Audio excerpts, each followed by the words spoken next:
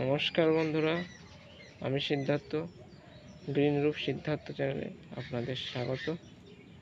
এই দেখুন, আমি এখন ছোট ছোট গাঁদা ফুলের চারা লাগিয়েছি, যেগুলো দেশি ভ্যারাইটি।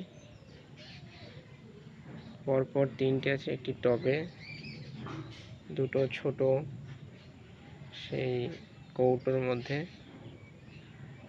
এই যে এই কিছু লাগিয়েছি সিমেন্টের টবে।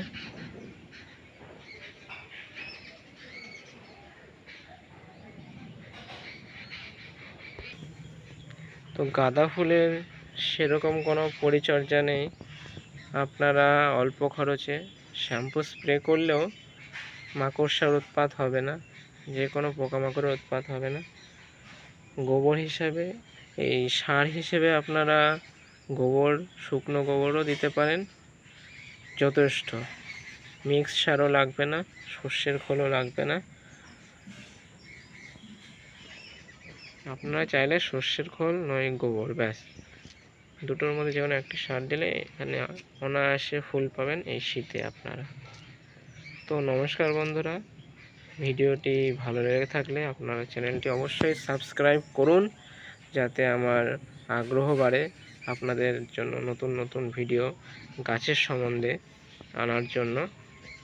তো ধন্যবাদ। আপনারা পরে আবার নানান ধরনের ভিডিও পাবেন গাছের সম্বন্ধে। তো বন্ধুরা, আজকে ডিসেম্বরের 19 তারিখ।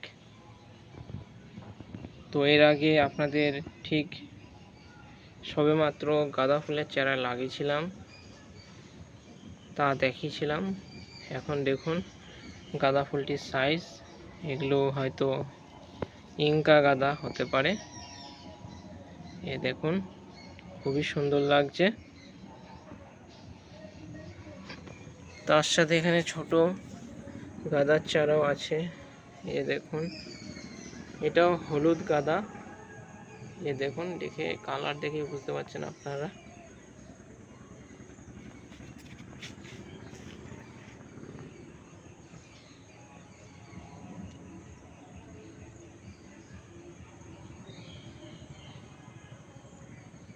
কত সুন্দর লাগছে।